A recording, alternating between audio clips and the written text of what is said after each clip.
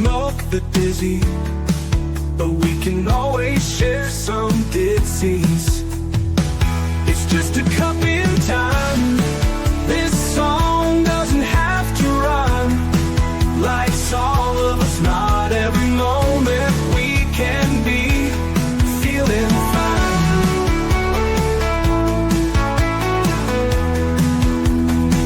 I wanna share a moment, just a second if you will, maybe even a cup of thrill. We could share this performance. It's tea time, come sit with me. Well, welcome guys, Miss Liz in the house, and I have the incredible Bill Hulseman in the house, and we're going to be talking about his book tonight. And the book that we're going to be talking about is, what is it called? I don't even have the name of the book here. Oh my goodness. Yes, I do. I have it. It's, let me get it.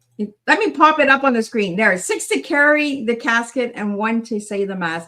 And we were just talking in the background. So I'm going to pull up that book a little bit later in the show, but you guys know how Miss Liz starts. Let's get everybody over to those platforms, Facebook, Instagram, LinkedIn, TikTok, all of those platforms, and then get out to all those podcast apps because Miss Liz is all over those as well. So Spotify, Podbean, Listen Notes, all those good podcast apps out there, every single one out there, you guys can find Miss Liz on. But before we get started, you guys, we're going to do the disclaimer, and then we got an intro for Bill, and then we're going to spill some tea. And tonight's tea is in present, intentional, and forward-looking. That is the tea we are serving tonight with Bill Hulseman. Disclaimer for Miss Liz's Tea Time live show. Miss Liz's Tea Time is a global platform dedicating to sharing real-life stories, diverse perspectives, and meaningful conversations that inspire awareness, healing, and connection. I'm Miss Liz is going live using StreamYard. Before leaving a comment during the live broadcast, please grant StreamYard permission to display your name at StreamYard.com. Please be advised that all the content brought forward during any Tea Time show is presented in good faith. However, discussions may include opinions, beliefs, and perspectives that do not necessarily represent the views of Miss Liz or the Tea Time platform. Information shared by guests is based on their own experiences and is perceived to be accurate at the giving time of airing. All guests, viewers, and participants are responsible for using their own good judgment when considering any action or decision that may relate to these discussions. Some episodes may cover sensitive topics, including but not limited to trauma, abuse, grief, mental health, and other emotionally triggering subjects. Listeners and viewers' discretion is strongly advised. Tea Time with Miss Liz is an open discussion forum designed to offer insight, inspire awareness, and create connection. It is not a substitute for professional, medical, legal, or therapeutical advice. If you require professional support, please seek assistance from qualified professionals or trusted resources in your area. If you have any questions regarding this disclaimer or the content of this discussion, you are welcome to contact me, aka Miss Liz, directly at my email at bookingmissliz@gmail.com or visit my link tree, Miss Liz's Tea Time. By choosing to participate in, comment on, or view these live shows, you acknowledge and accept this disclaimer. Your participation is entirely voluntary. I, Miss Liz, welcomes you to join the conversation with an open heart, and if at any time you feel this platform is not right for you, I respect your wishes and decision and welcome you back whenever you are ready. Tea Time with Miss Liz is serving truth and awareness one cup at a time. Well, welcome to Tea Time with Miss Liz, where conversations invite us to reflect on life, legacy, and the moments that shape who we become. Today's guest brings us into a space many people avoid, yet one that holds strong of life's deepest meanings. Please join me in welcoming Bill Hulseman, author of 6 to Carry the Casket and 1 to Say Mass. Bill's work explores the human experience through the lens of loss, relationships, and the reflections that often comes when we are faced with life's most profound moments. His storytelling invites us to consider what truly matters, the connections we build, the lives we touch, and the legacy we leave behind. Through his writing, Bill encourages us to pause, to think, and to ask ourselves the questions we don't always take the time to answer. So grab your cup and lean in. Tonight's Tea Time is about life, loss, meaning, and the quiet truths that shape our journey. Let me get Bill in here. Let's spill some tea. Welcome, Bill. Thank you, Ms. Liz. Glad to be here. It's an honor to have you here. So, Bill, let me take you down the first rabbit hole of Miss Liz. I love a good rabbit hole. So, Bill, who were you as a little guy and who are you now as a grown guy?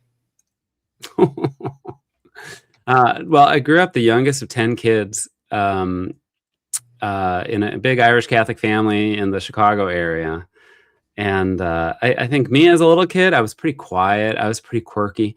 Um, you know, lots of code words for like, young kids who are queer, but they don't understand that. So I was a little quirky. I was a little on the outside. I was a little marginal. But other boys were able to quote statistics about athletes and games and professional sports, and I was quoting Broadway musicals and movies like Murder by Death and Young Frankenstein. But that was me as a little kid. I was educated in Catholic schools and at Jesuit high school and Jesuit education. And today, I think I'm still very close to that little boy. I'm still a little quirky, and I like being quirky. I like being on the margins now, I think. I'm a gay, white, cisgendered man. I live in Seattle, Washington. I'm a ritual designer, and for a long time, I was an educator. I was a teacher and campus minister and school administrator. But through it all, I think I've always been at the core. Yeah, I like to think I'm a lot like Madonna. Madonna described herself as, people talk about her as a reinventor, and with every album or with every era, she has a new look and a new style. Sometimes she adopts a new name, and when she was asked about it, she described it less as new identities and always the same identity, but she's always peeling back a layer. So every era that comes out of her career, it's her peeling back another layer that she's able to reveal. I've always felt that was really true for me too. It's not that I was a different person than I was as a kid. It's just that the world gives me different language at different times to be able to peel back a layer and see what else is there. I like that, because that shows the authenticity of yourself as well, and that you feel comfortable being who you are. And I never thought of Madonna as peeling back the layers, but it is true, eh? With all of the different styles and age and genres, like it's like peeling back an onion, right? Like one by one. Yeah, and especially you look at a career like hers, where every era is so different, but when you pay attention, there is a core message that is really consistent all the way through. And if you, I could spend an hour talking about Madonna. So maybe that's a rabbit hole you do not so want. Let me guess, Madonna is one of your favorites. To say the least. I like to say that I have a master's degree because of Madonna. When I was in divinity school, I took a course on the intersection of mysticism and eroticism. And while we were exploring different cultural contexts and religious contexts, I did my independent research about Madonna. Her Ray of Light album was fresh then, and I talk about a rabbit hole. I found myself surrounded by what's called Madonna studies. All these academics in the 80s and 90s who didn't know what to do with her because she didn't fit any molds that anybody was familiar with. And she was doing things that no woman had ever done in the music industry. And she was pushing boundaries when it came to identity and religion and sexual identity. And more recently, she's been an advocate, against violence and for democracy, and she's been a major donor and advocate for people who are suffering from AIDS and the domino impact, especially in Africa and places like Malawi. Anyway, so I have a master's degree because 28 pages later, I was further deep into my obsession with Madonna. So not just a fan, but I also look at her as an example of how we create culture and how one person has directly and measurably impacted global culture, which is kind of amazing. And it's not because she was some extraordinary being. It's because she made choices and stayed true to, what was at her core. She kept peeling back those layers, and she was able to respond to different cultural moments. And along the way, she was always able to own her own image and tell her own story. And for me as a little kid, I don't think I would have been able to articulate that exactly that way.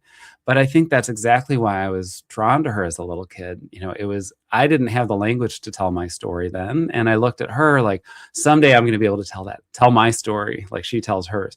And that's largely what the book emerged from, that desire to, I'm going to tell my own story. I'm not going to wait for other people to tell my story for me. Yeah. Well, let's get into that, Bill, because since you're mentioning the book, now I'm thinking back on Madonna. She did do a lot of religious songs and a lot of, she did bring a lot of raw material and stayed true to herself, like you said, the core of herself. Yeah, I bringing back our ages here. For all the newbies out there that are listening to Tea Time, kind of giving our ages away here. But let's get into the book, because I was really interested about the cover of your book. Yeah. So I'm going to pull up the cover. Is this a living room of yours, or? No. This is a photograph that was taken by my friend Joel Avery, who is based in New York. He's an educator and a poet and a very talented photographer.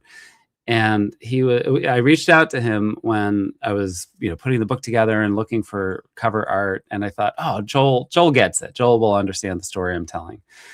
So he sent me a couple of photos to play with. And this was the first one that he sent me. And I just kept coming back to it. So he told the story that he was just walking down the street in New York one day. And this is on the sidewalk in this pink chair, facing the sidewalk, looking out to the street.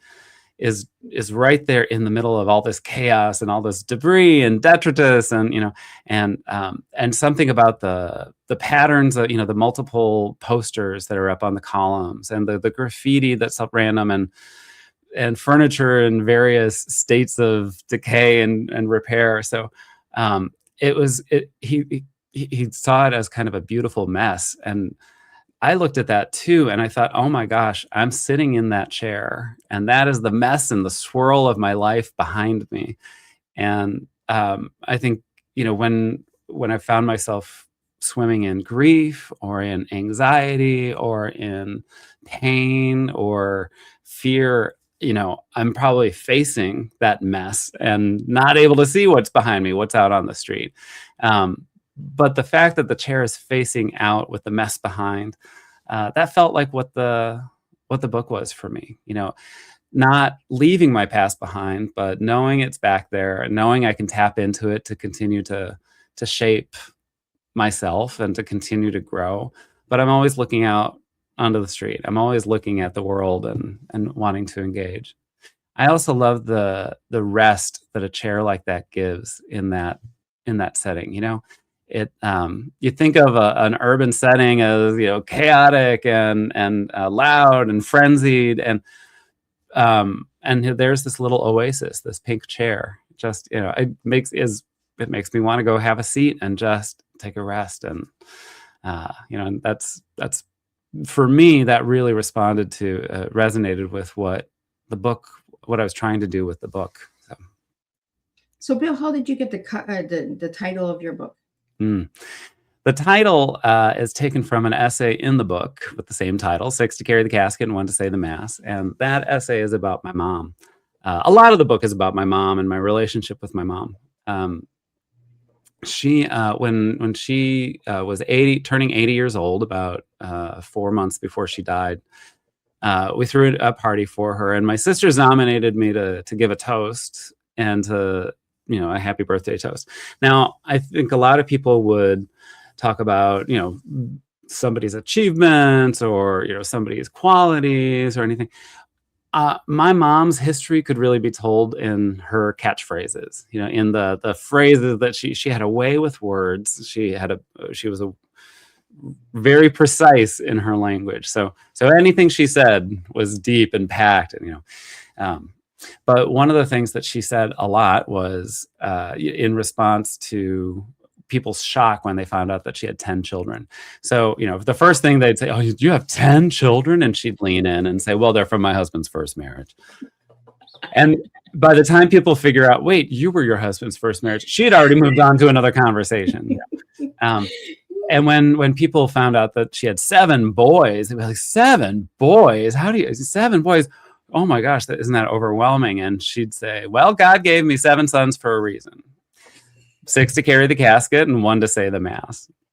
Oh, So on the one hand, it's an insight into my mom's sense of humor, and also the way that I like to say she prepared us for her death from the moment we were born. But it was also one of the first identities that I really absorbed. You know, by the time I was hearing my mom say that, I was the 7th son, and the first 6 were clearly not headed to seminary. And I thought, well, you know, that maybe that's something for me. And, you know, later I majored in religious studies in university, and I did a master's in the comparative study of religion, and I went to work as a campus minister. And I think with each of those steps, my mom was like, oh, the prophecy is coming true. I'm getting a priest in the family. We're close. Yeah. But I think I'm the closest she got among her children to getting a priest in the family. And I didn't get to say the mass, but I got to plan the funeral with her. And that was actually one of the, you know, a few months after that birthday, she had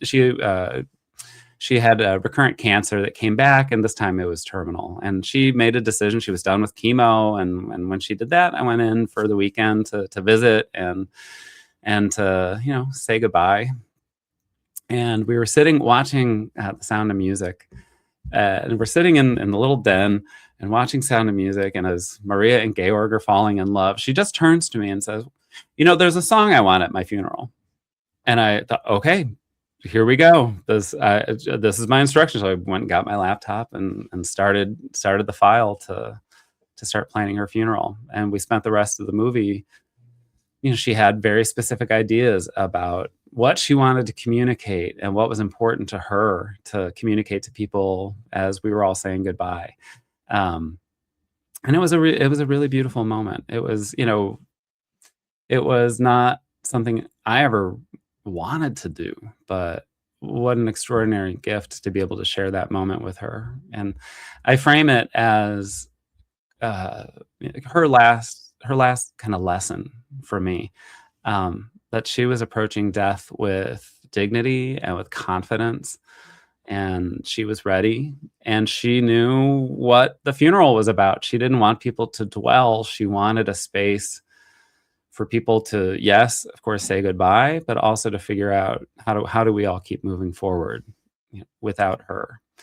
So it was an extraordinarily beautiful gift, and I'm grateful for that moment. So yeah, so that's where the title comes from. 6 to carry the casket and 1 to say the mass. I was the one who was supposed to say the mass. I got close. Never went to seminary. You got to plan it. Right. So it's kind of like saying the mass, right? I think so. You got the words. The church might disagree with our theology here, but no, but it really was. You know, it was. She was a person of very deep faith and very strong principles, and that doesn't mean she had conservative faith. She was actually pretty progressive when it came to her religious outlook, but it was something that was always just under the surface for her. You know, religion was always part of a part of life, and how people treated each other and how she treated other people really was a reflection of she really deeply believed in the inherence of human dignity. And so it was, that was, she was quite a person. Yeah. Well, Bill, we got some questions that are coming in, so I'd like to get them out to you. We have Cool. a question here from Nick. How did Bill begin redefining his identity? Well, first I started to define my identity. You know, I think we inherit identities and we don't always recognize that we've inherited them and we're not stuck with them, you know? Whether it's, you know, you're born into a particular body and you're born into a particular skin, and but as you come to know yourself, I think it's really important to find the language. And I think growing up gay in a very straight world, without that language, I was paying that much more attention to where I could find clues to understand I feel different. Why, how do I understand that? How do I navigate and negotiate this difference? So I think first step is it's not redefining, it's defining my identity. What is it that I inherited? And then over time, different experiences, different relationships, different moments in my life gave me space to question, is this an identity that I really want to hold on to? Is the, what, and how do I shape my identity? What are the things that I want to hold on to, and what are the things that I want to let go? When I started writing the essays that landed in this book, I think I was unconsciously doing just that. I was looking back at experiences and digesting them. I think maybe that's the best way to go back and metabolize, so that I could retain what was good and what I wanted to hold on to, even painful and difficult moments, and then really consciously let that become a part of me, and let that become a part of who I'm going to be moving forward.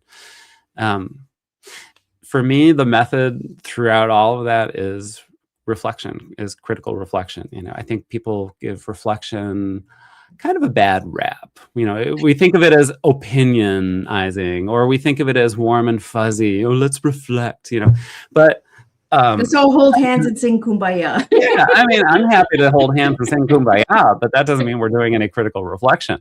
But I come from more of a John Dewey's perspective that critical reflection is essential for any kind of growth.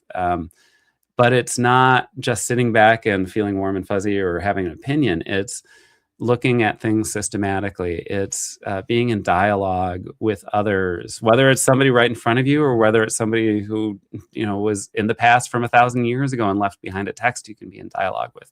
But whatever that dialogue is, to be able to engage with others and to be able to understand something more deeply.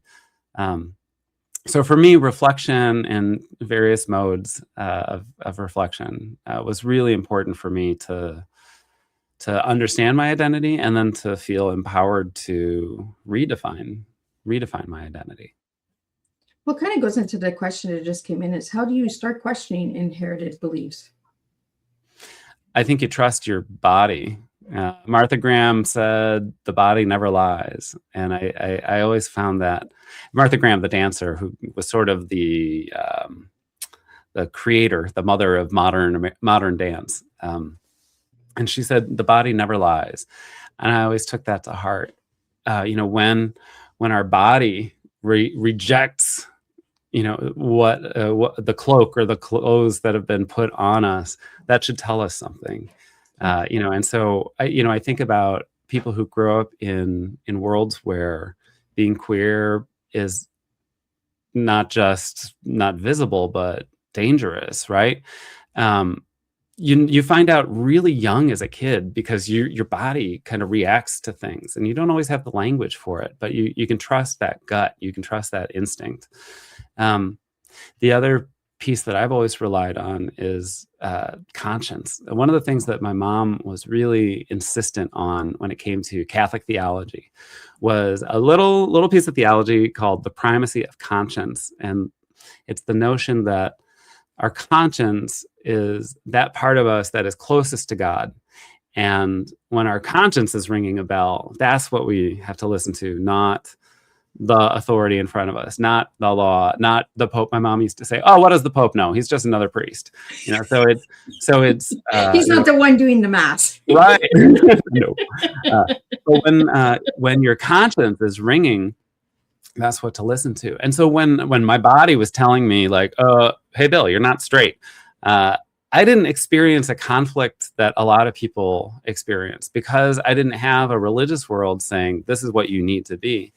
I had that primacy of conscience really front and center. And I thought, no, this is how I was created. If this is how I am, just because other people don't understand that doesn't mean that I'm wrong, So I think, and I think that's probably closely tied to that notion of listening to your body and listening to those instincts. But really empowering one's conscience is the way I think in that direction.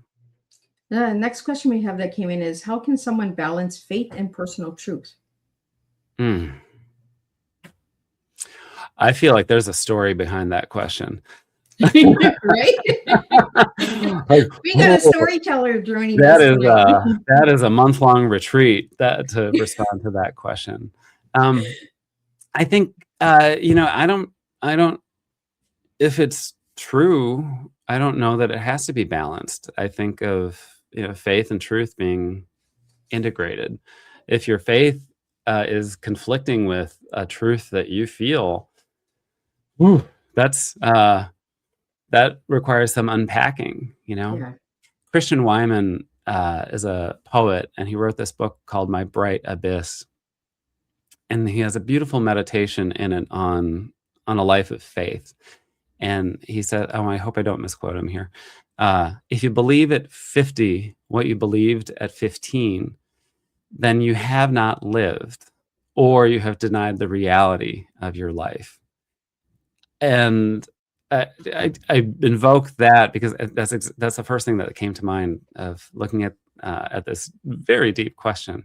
It's not necessarily things that are balanced. I think they might be different sides of the same wheel that keeps it's not about balancing one side or the other. It's about keep the wheel moving forward so that we can continue to rely and practice and strengthen these different aspects of who we are and how we move through the world.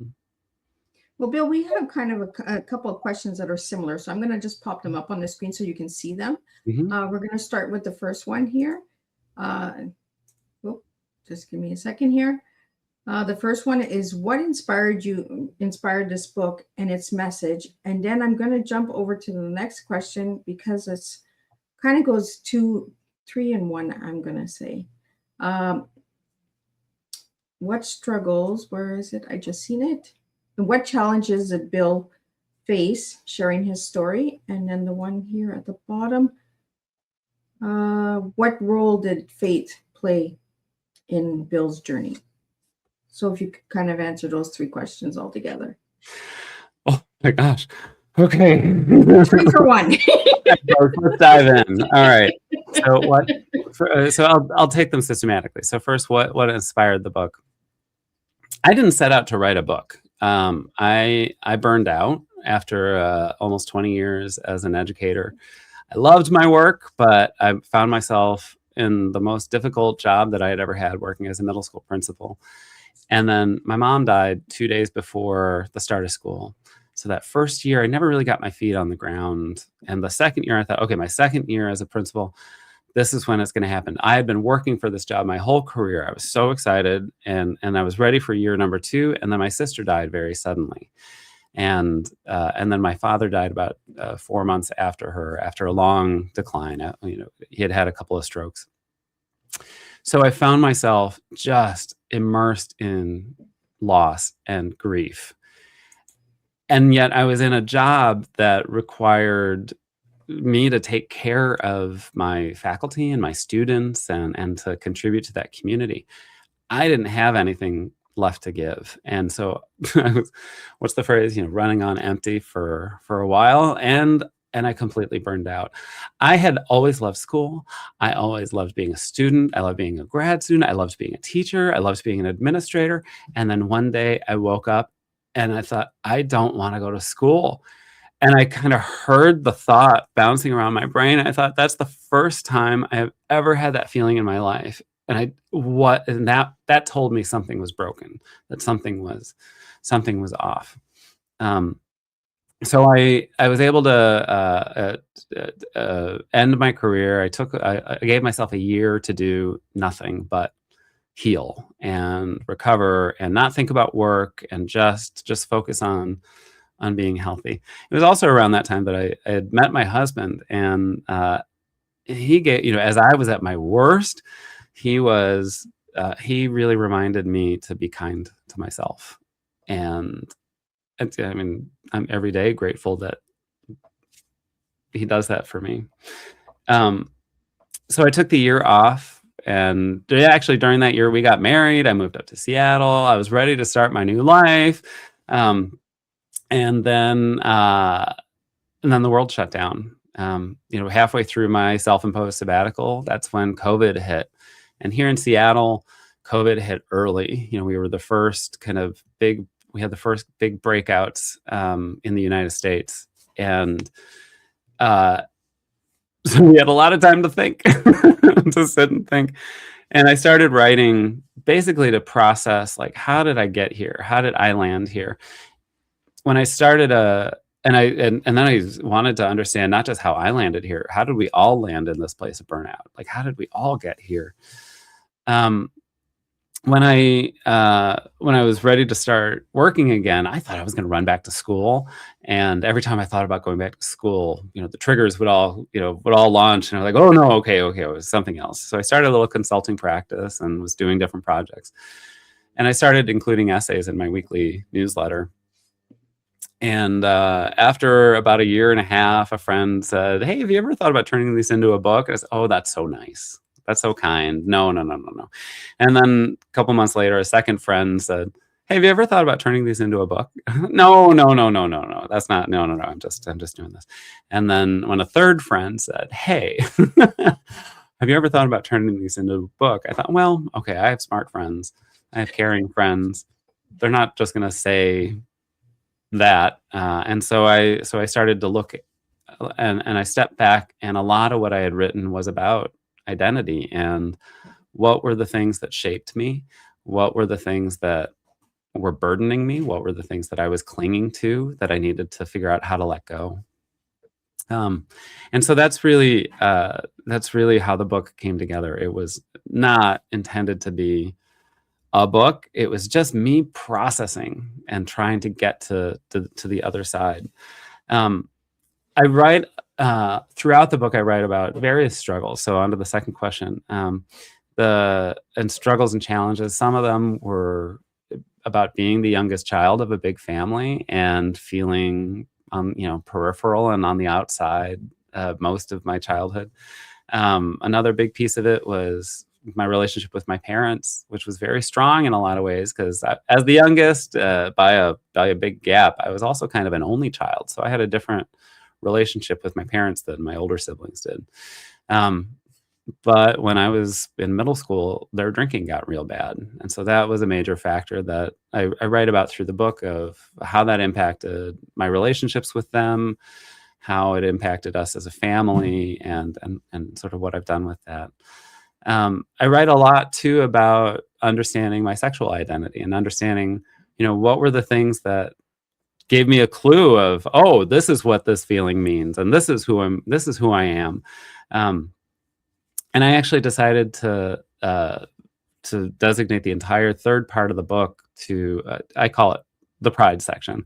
And each essay is about a different person, a celebrity or a film or a book or a TV show that was really important to me, to help me understand myself, to help me shape my queer identity. So, of course, Madonna got an essay. But TV shows like Designing Women and the Golden Girls were so important to me growing up, because that was a space where I was starting to see myself reflected in different ways. But also wonderful books that I was exposed to, like in college. The Front Runner was one that it was the first love story that I'd ever read that I could actually relate to. I had never hit me, like all these love stories that are in all the, the great literature, and it's all straight people. And it's like, well, do you know the acrobatics that I have to go through to figure out, like, what does this feel like for you? But then I read The Front Runner, and suddenly, oh, I can relate to a love story that's very powerful. So the whole third part of the book, it's not just complaining about, like, oh, it's hard to be gay. Yeah, it's hard to be gay. It's hard to be trans. It's hard to be queer in any way. But I really wanted to focus on what were the things that shaped me, and how can I celebrate that, and how can I continue to step back and dip into the reserves that they have to fuel me and to inspire me. I still watch the Golden Girls on a loop. I've just got it on I think I finally officially got my husband addicted to the Golden Girls, because I came home from a trip and he was watching it on his own. I didn't even have to be here to try. It was great. So it's those things that I write about a lot of different struggles kind of in those categories. But I also didn't want to just, I'm not just airing dirty laundry or putting the mess out there. I wanted to do something with it, and so I hope that's something that readers are able to resonate with. In terms of the faith role, this is a curious question. Religious identity is big throughout the book. I was basically a professional Catholic for a long time. I majored in religious studies, and I had a master's in comparative study religion. I taught world religions and theology, and I was a campus minister for many years, and I loved that work. And I always thought of it as, okay, I'm a safe presence in these schools, and my kids, queer kids have their young gaydar that they're figuring out how to hone, and so they'll recognize, like, hey, there's someone like me in the building, and I thought I could be a face of the church for them that wasn't rules and exclusion, but it was inclusion and moving forward and really engaging in our faith and our practice. And then I went to a conference. And I write about this book. It's a chapter called Dan Savage Ruined My Life. So I went to a conference and I heard Dan Savage speak. He's a sex columnist. He writes about love and relationships and sex and politics. And he was talking about the It Gets Better project. So this was 2012, and the It Gets Better project was pretty young. And their goal in the It Gets Better project was to collect videos from famous people who are queer, to send a message to kids, it gets better. And it was in response to a spike in suicides among queer teens who felt really isolated. And yet at that time, all of a sudden there was YouTube, and all of a sudden there were smartphones. And so Dan and his husband Terry thought, okay, well, we can't get them out of the house and they're feeling trapped, but we can get into YouTube and we can send this message. So everybody wanted to hear about this project. Everything was great. Everyone was super inspired. And at the end of his talk, he was taking some questions. And somebody got up to ask a question and then said, I'm asking this on behalf of somebody else who can't even ask a question in this context without risking their job. And everybody in the room was like clutching the pearls, like, oh, can you believe it? Could you imagine working someplace like that? Except for those of us who worked at religious schools, and we were like, yeah, that sounds familiar. So the question proceeded, and it was something like, I'm a queer educator. I'm in this conservative religious place, and I'm here to be a safe space for my queer students. What advice do you have for someone like me? And Dan took a second, and he cocked his head, and he said, you're not going to like my answer.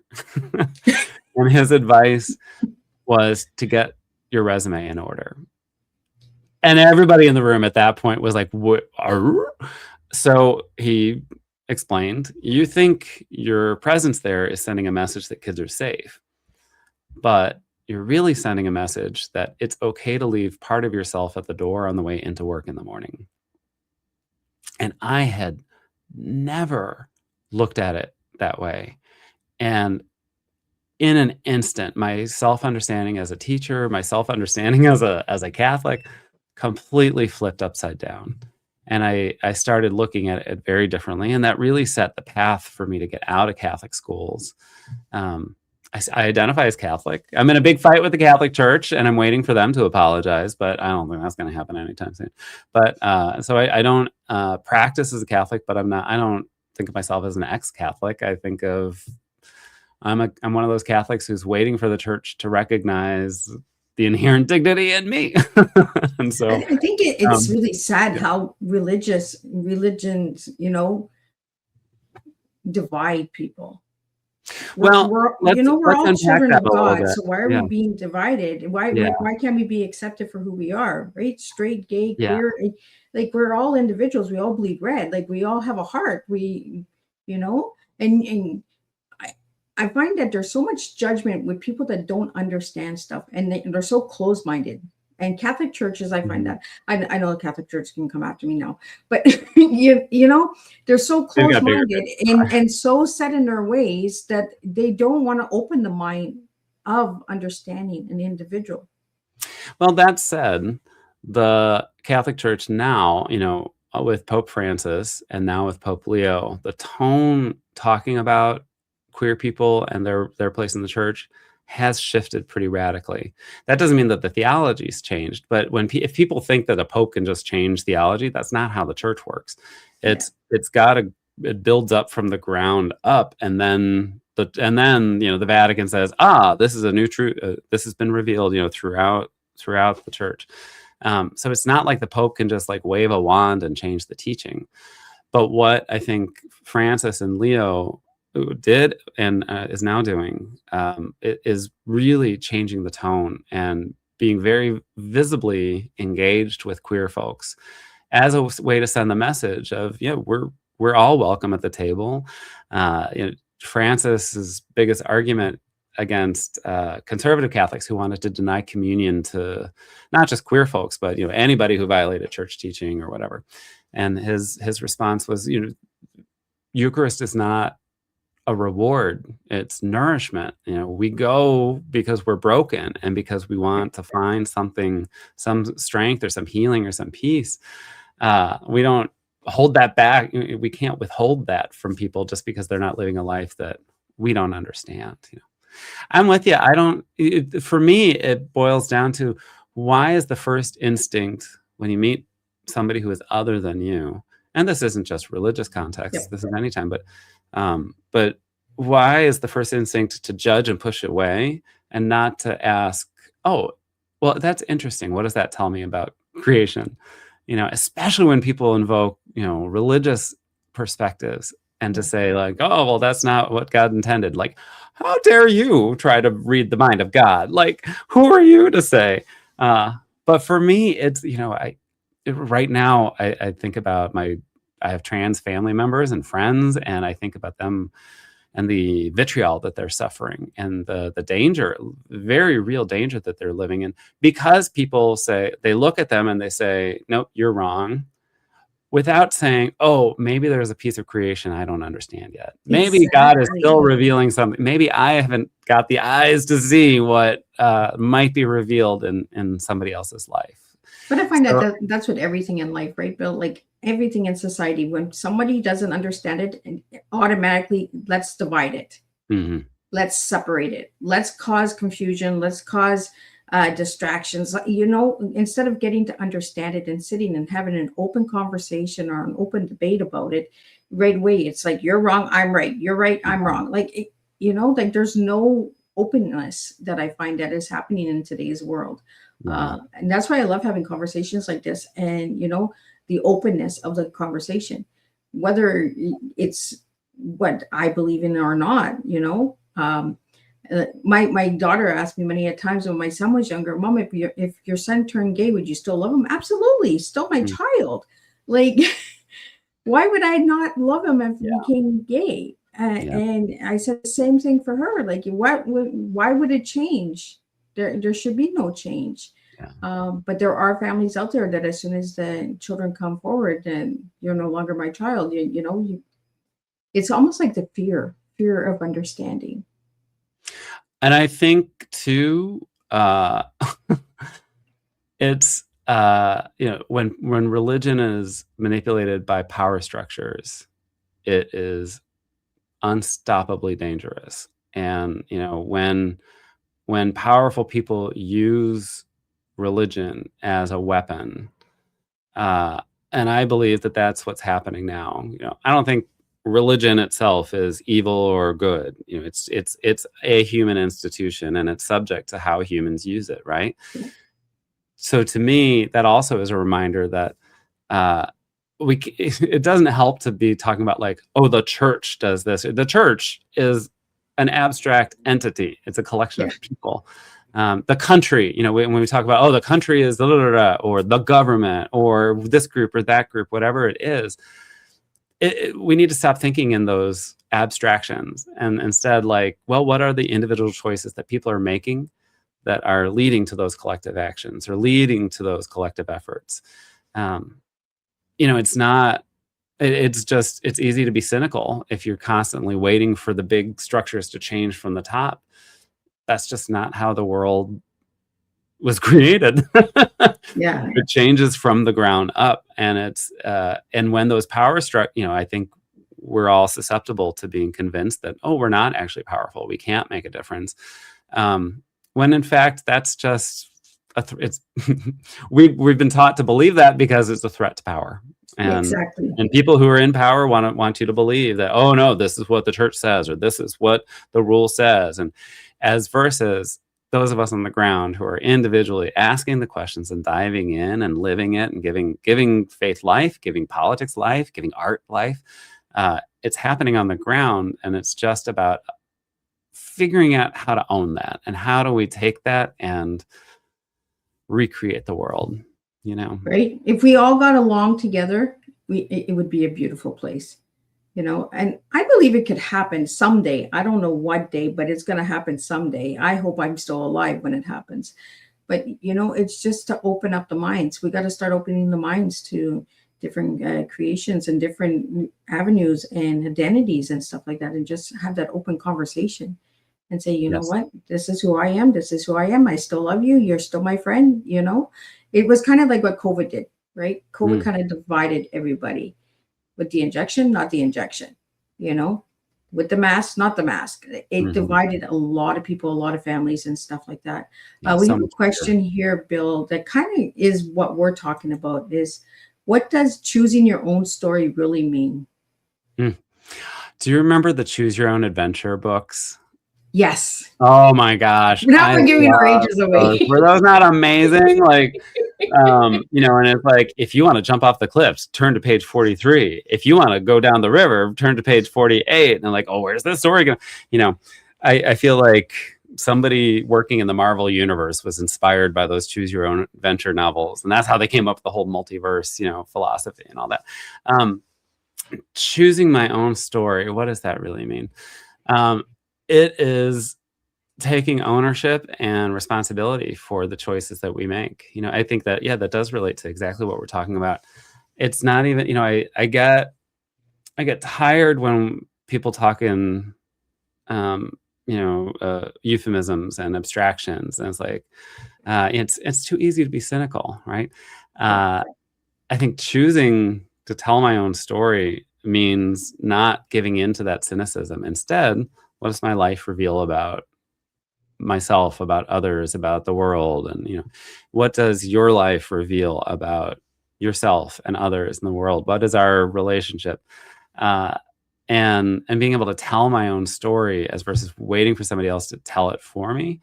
That makes sure that I'm communicating what's important to me and what I've understood out of my experiences. What has my identity enabled me to see or understand? And I want to contribute that. I think when we don't tell it, then we're stifling creation and creativity. I like that. We all have a story. Yeah. And live your story. Be proud of your story. And that's why I always ask all my guests what their tea is, because I can't tell you what your tea is. I can't tell you who you are. You have to tell me who you are. Yeah. And the tea that you gave me, I want to get into the tea, and then I'm going to get into a couple more questions here that came in, is present, intentional, and forward-looking. And you kind of got into the forward-looking a little bit with your mom, with the story when we first started talking, because your mom always looked forward. She got to the next conversation, and you were still in the back seat. So why did you give me those words, Bill? Well, thinking about like time, effort, and attitude, for me, I think I spent too much of my life worrying about past and future, and particularly being an educator, you're planning. You're always like, looking past. How did we get here? And what's coming next?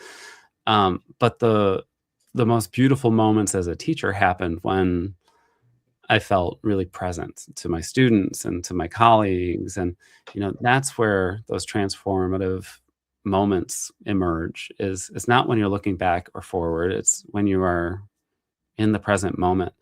And I think every wisdom tradition has some way of saying that, and we have to keep reminding ourselves to to be present. That doesn't mean like live in the present and carpe diem, because that's just filling up your time. It's about, no, how am I present to you? And how are you present to me? And what kind of peace, what kind of connection can we just get from that moment? So for me, that's kind of a daily mantra for me, like be present, be present, be present.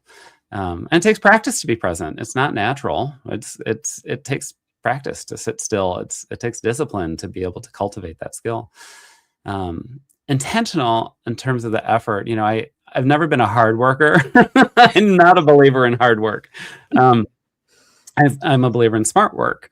I think, and being intentional about every action makes it easier to be present, but it also makes it easier to understand what my impact is going to be. If I'm going to be intentional about something, then I'm going to be able to anticipate, oh, this might hurt. So I do want to still say this, but I need to say it with compassion, because I'm talking to another human person, and I can't just lob a truth bomb or something like that. So that's intentionality is really important for me. And then in terms of forward looking, yeah, we talked about that. I even put that in, that's the subtitle of my book is, Reflections on Life, Identity, and Moving Forward. And it's because I spent too much of life looking backward, and too much of life clinging to that, thinking that somehow that was going to get me on the right path. But the right path has only revealed itself to me when I have been looking forward, and I've been maybe I'm not ready for what's next, but I can see what's next, and I can start to figure out, okay, how do I prepare myself for that? Absolutely. That's why those 3 words came up for me. And that's a strong cup of tea, and that kind of tells us a little bit, because you got a little bit into the moving forward with your mom, and moving forward through the grief and that as well, because it does get us stuck, and you shared a little bit about that at the beginning of the show. We have a question here about your book. Did writing this book change Bill's personality? Personally. Personality. Both. Changed my personality and my personal life. Yeah, I'm seeing words that are not even there, guys. It was between the lines. Thank you for the question, Sean. Yes, profoundly. I didn't realize it along the way. I thought it was sort of, this was the cumulative effort. This was the output of, the first 40 something years of life. When the first book arrived, the proof copy arrived, and I got to hold it. When I took it out of the box and I held it in my hands, suddenly I felt a really healthy detachment from a lot of the things that are in the book. I felt like, okay, I've told the story. It's not my story anymore. It belongs to whoever is reading it. And it gave me a lot more freedom to not just dwell in past and try to build on past moments and past experiences, but to keep looking for new experiences, to keep going forward. I would say, even if I didn't get the book published, if I had gone through writing these essays, and I think I still would have been changed really personally. I've grown in confidence, and I think I've grown in confidence, particularly in my ability to tell my story, but also confidence that I have something to contribute to the world, and I want a vehicle to be able to do that. I'm not out for fame and fortune, but I would love to know that I've made a contribution. And I think writing the book gave me real clarity about what exactly that contribution could be. Well, I think anybody that's written a book, you don't get rich and famous with books. No. But I think it's more of an expression, right? It gets our stories out there, and it gets our words in a different meaning and in a different way. How we can express through our writing styles and that. Is there a sense of humor in this book? Oh yeah, it's actually pretty funny. I was going to ask, because your mom sounds like she has a good sense of humor. Yeah, I'll share. A good friend wrote wrote a little tagline to put on to promote the book, and she wrote, "In the spirit of David Sedaris and Dorothy Zbornak." And I thought, okay, well, that was the highest compliment to be compared to those two. And I think, like David Sedaris, I love David Sedaris. I've absorbed his stories for so long, and I maybe unconsciously was trying to kind of write in his shadow. He writes about such profound things in his essays and his stories. He writes about profound things about human connection and human perception and how we know things and how we grow and how we interact. But every story is really freaking hilarious, you know? So there, like, I think for me, that was just always in the background. It was also a tool for me as a teacher. I knew storytelling and, like, particularly getting kids to laugh or getting kids to smile or, you know, think happy things. That's the way to get, you know, that's the way to hook them. And then we can go deep, you know, and then we can dive deep. And so I think that's it's just become kind of part of my natural way of how I tell stories. I don't want to just go in and be really depressing because I don't believe anything is purely sad or purely happy. I think there are tinges of everything. So there are a lot of moments in the book that are really funny. And, you know, I had the great pleasure of doing an event in Boston last week, and I read a couple of the essays live, and things that I knew were going to be funny got laughs. And then things I didn't know were going to be funny got even bigger laughs, you know? And I thought, oh, well, that's great. I'm glad that everybody's finding the joy in it. But then they were right with me too, when, you know, 3 paragraphs later, I'm going deep into the painful parts, you know? So it, if we can smile and laugh, that makes it a lot easier to stay afloat in the deep end, you know? Absolutely. And it kind of goes into the question that just came in, is how do you stay strong when facing judgment? Do you use humor? I don't know that I do stay strong. We're not strong tonight. We're here. Well, that's the first question. Do you feel strong when facing judgment? No, I don't. I'm a Virgo. I am the harshest critic of myself. And so, yeah, I like it, I think the key is not just taking judgment from others because they feel the right to tell me. You know, what does RuPaul say? If they aren't paying your rent, or if they aren't paying your bills, pay them no mind. You know, if somebody's judging me and you have no stake in my life, like, well, you need a hobby. I'm not going to internalize that. But if it's somebody who I do know and respect, and they know and respect me, and they give me a harsh judgment, I'm going to take that more seriously. I don't just cast it off. I'm going to take it. I'm going to take it as they're judging me to be loving and helpful. Maybe they're not always so warm and fuzzy about it, but when it comes to strangers who are judging me, it's like, I don't care. Like, why are you spending your time on this? Like, the world is on fire and you're mad at me? Like, come on. Like, there's so maybe that's how if I am strong at all, it's because I'm able to compartmentalize and know what is relevant to me and what I really don't care about.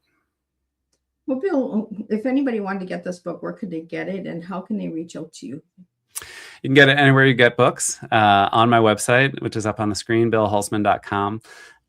There's a page called Bill's Book, and that's got links to find the book on Pathway, bookshop.org, Amazon, you know. So the book is available there. I also, you know, if anybody's interested in, you know, future writing that I'm doing, you can sign up for my newsletter. I offer guided meditations that are going to be resuming this month. So once a week via Zoom, and it's just a bit of practice at being present and finding some peace and quiet. Yeah, so you can find me at my website, or you can also follow me at Bill Hulseman Rituals on Instagram, and you know, that's a good starting point for the socials. Yeah. And what's your final message to everybody tonight?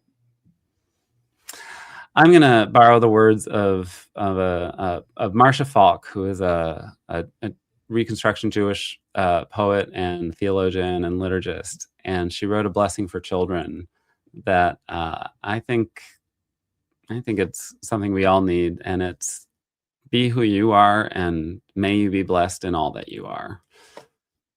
Well, thank you so much, Bill. It was an honor to have you here tonight and to get to know about your book and your journey in that as well, and having this good old open conversation. Thank you to all the viewers out there. I could not do this without all of you guys. So I encourage you guys to keep tuning in. If you haven't subscribed to Miss Liz's YouTube channel, give that a quick subscribe. But we're just going to do a wrap up of what tonight's tea time was, and then we'll wrap it up, and we'll see you guys next week, and we'll do this all over again. What a thoughtful and moving conversation. Bill, thank you for reminding us that life's most important lessons often come from the moments we least expect. Your work invites us to look beyond the surface and reflect on what truly holds value in our lives. Tonight, we were reminded that legacy is not built in grand gestures. It is built in everyday moments, relationships, and the way we show up for others. To everyone listening, here is something to carry with you after this tea time. If your story were being told today, what would it say about how you lived and who you loved?